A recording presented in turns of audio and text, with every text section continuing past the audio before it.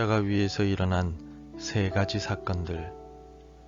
마태복음 27장 45절에서 56절 말씀.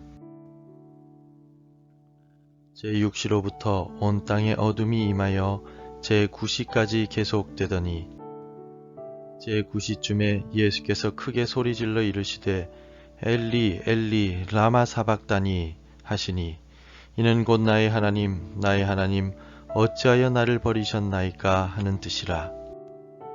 거기 섰던 자 중 어떤 이들이 듣고 이르되 이 사람이 엘리야를 부른다 하고, 그 중에 한 사람이 곧 달려가서 해면을 가져다가 신 포도주에 적시어 갈대에 꿰어 마시게 하거늘, 그 남은 사람들이 이르되 가만두라, 엘리야가 와서 그를 구원하나 보자 하더라.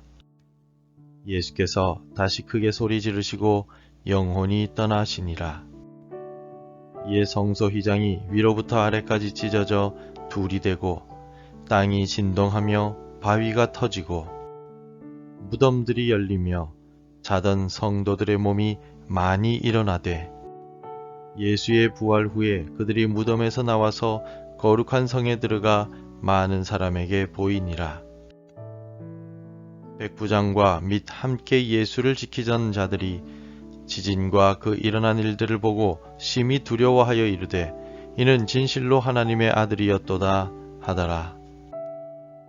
예수를 섬기며 갈릴리에서부터 따라온 많은 여자가 거기 있어 멀리서 바라보고 있으니, 그 중에는 막달라 마리아와 또 야고보와 요셉의 어머니 마리아와 또 세베대의 아들들의 어머니도 있더라. 창조주 하나님을 인정하지 않는 사람들에게 있어서 신앙은 무의미해 보이며 어리석은 일처럼 여겨집니다. 왜냐하면 교회를 가면 시간 낭비요 재정적인 손해이기 때문입니다.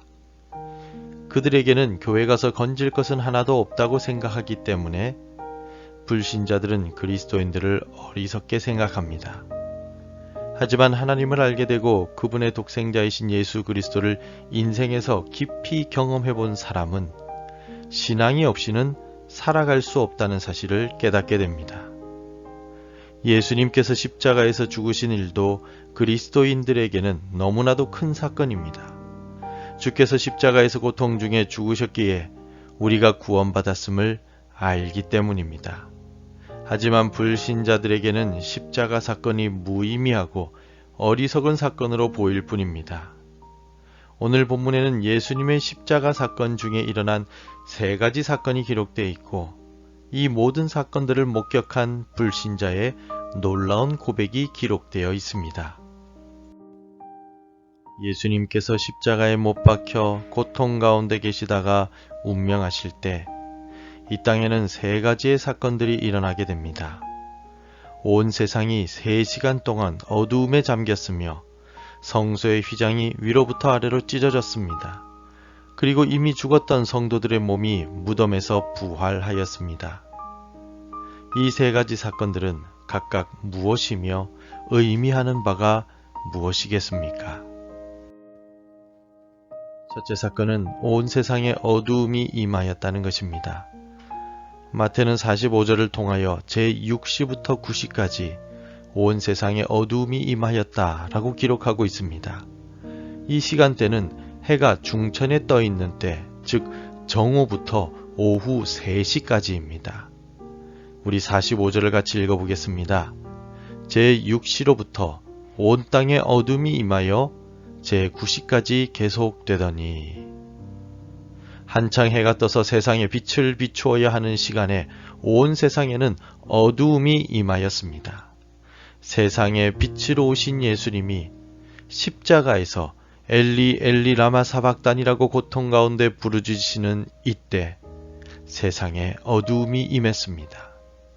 어두움이 임한 사건이 우리에게 주는 의미는 예수님께서 찢어지는 육체의 고통을 겪고 계시며 온 세상에는 더 이상 빛이 남아있지 않음을 뜻합니다. 우리의 무거운 죄를 대신 지신 예수님의 십자가의 고통이 얼마나 크고 수치스러운가를 분명하게 나타내는 사건이라 할 수 있습니다.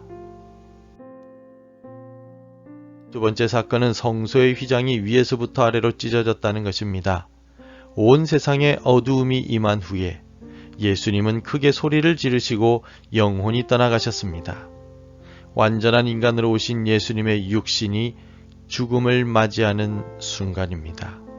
바로 이때 어떤 사건이 일어났습니까?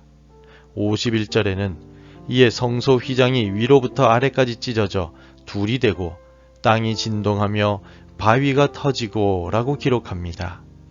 성소에는 휘장이 두 개가 있었습니다. 하나는 성전의 안뜰과 성소를 나누는 휘장이 있었고 또 하나는 지성소와 성소를 구분하는 휘장이었습니다. 두 개의 휘장이 예수님의 죽으심으로 함께 찢어졌습니다. 성소와 안뜰을 구분하는 휘장이 찢어짐으로 인하여 누구든지 성소 안으로 들어올 수 있게 되었습니다. 제사장들만 들어가서 금촛대와 진설병이 있는 떡상과 향단을 관리하였던 성소는 이제 바깥 휘장이 찢어짐으로써 누구든지 들어올 수 있게 된 공간이 되었습니다.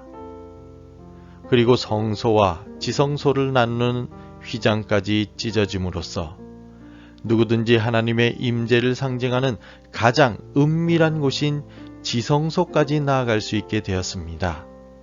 예수님의 보혈을 의지하는 자는 누구든지 하나님 앞에 담대히 나아갈 수 있게 되었습니다. 본문에 나타난 세 번째 사건은 죽은 자들의 몸이 부활하였다는 것입니다.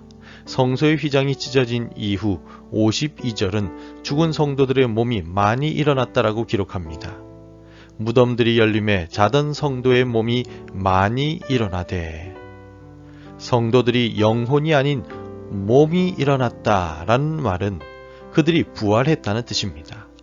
죽었던 이들이 예수님의 죽으심으로 인하여 다시 살아났습니다.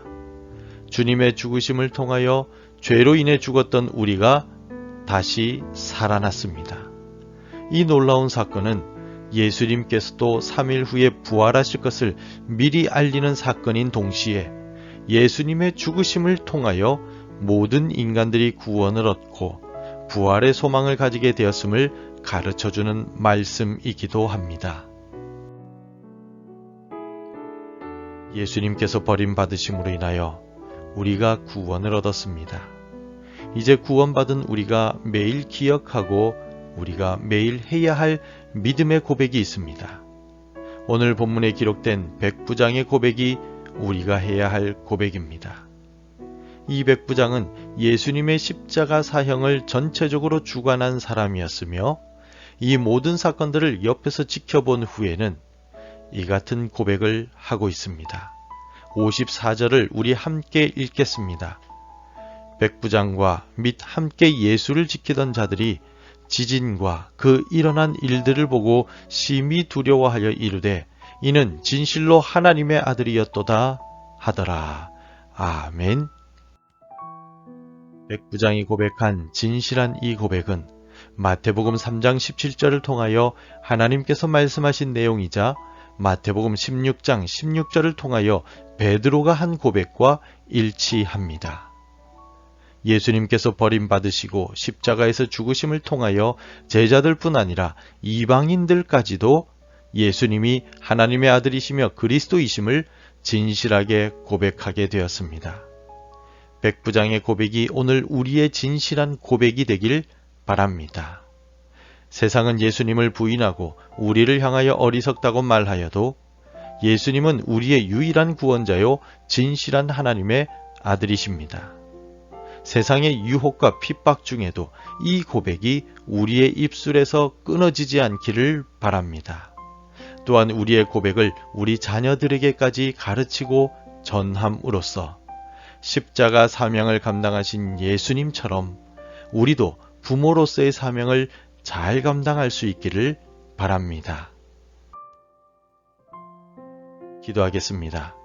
우리를 위해 십자가 위에서 고통 중에 돌아가신 주님, 주님의 그 사랑을 기억하며 우리도 백부장과 같이 하나님의 아들이신 예수님을 더욱 사랑하며 고백하겠습니다. 그리고 예수님의 사랑을 우리 자녀들에게, 이웃들에게 전하겠습니다. 우리를 도와주셔서 이 신앙 고백이 대대손손 이어질 수 있도록 하시며 믿음의 복을 우리에게 내려주옵소서. 우리 주 예수 그리스도의 이름으로 기도드립니다. 아멘. 계속해서 함께 기도해 주시기 바랍니다. 예수님만이 하나님의 아들이심을 매일 고백하게 하소서. 예수님에 대한 바른 신앙 고백으로 살아가는 우리 가정이 되게 하소서. 우리 자녀들이 믿음 위에 서 있게 하여 주시고 우리 자녀들의 인생을 인도하여 주옵소서. 복음 전해야 할 한 사람이 생각나게 하소서. 오늘도 말씀대로 살아가며 믿음의 열매 맺는 하루가 되시기를 축복합니다.